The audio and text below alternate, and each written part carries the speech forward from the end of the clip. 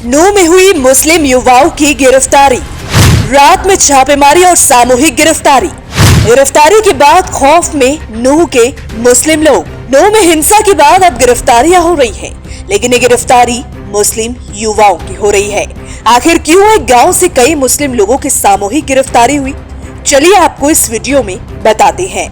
दरअसल विश्व हिंदू परिषद और उसकी युवा शाखा बजरंग दल ने नूह के मुस्लिम बहुल हिस्सों में एक जुलूस का आयोजन किया था, जिससे धार्मिक हिंसा भड़क गई, जिसमें 6 लोगों की जान चली गई।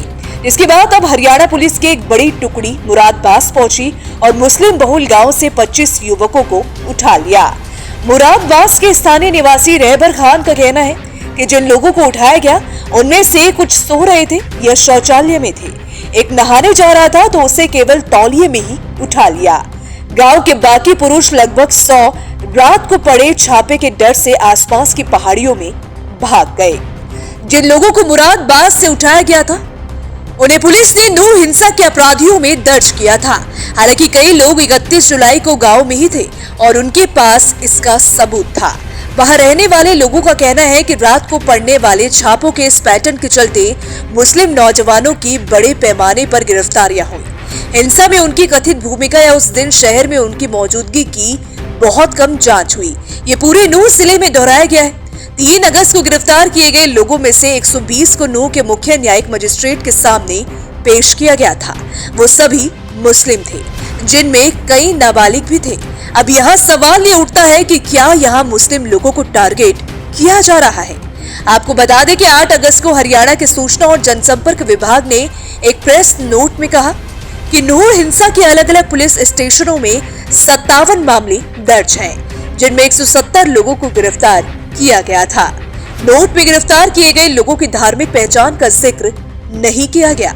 भारतीय जनता पार्टी शासित राज्य में हिंसा में अपनी भूमिका के लिए गिरफ्तार किए गए लोगों की सूची में बजरंग दल के एक नेता को छोड़कर हिंदू समुदाय का कोई सदस्य नहीं है।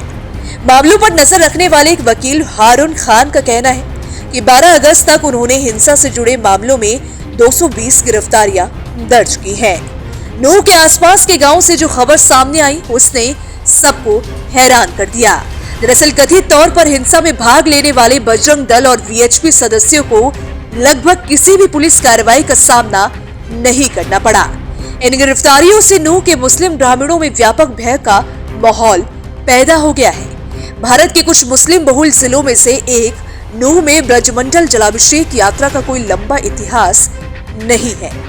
2021 में बजरंग दल और वीएचपी ने एक हथियारबंद यात्रा के तौर पर इसकी शुरुआत की थी।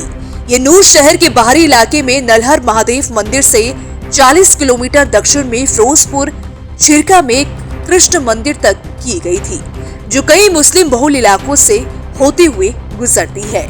स्थानीय लोगों का कहना है कि यात्रा निकालने वाले हिंदू राष्ट्रवादी हर साल हिंसा भड़काने की कोशिश में मुसलमानों के खिलाफ नारे लगाते हैं और लगातार उनको बेइज्जत करते हैं। नूह के टोरू रोड के निवासी रफीक मोहम्मद ने बताया, वो हाथों में तलवारें लेकर आते हैं, गाड़ियों के काफिले में जय श्री राम के नारे लगाते हैं। तो दोस्तों, देखा आपने किस तरीके से नूह में एक समुदाय विशेष को टारगेट किया जा रहा है और गिरफ्तारियां की जा रही है। इसको लेकर आप क्या सोचते हैं, आपकी क्या राय है? आप अपनी राय हमें कमेंट सेक्शन में जरूर बताइएगा। वीडियो पसंद आए तो वीडियो को लाइक शेयर करना बिल्कुल भी मत भूलिएगा।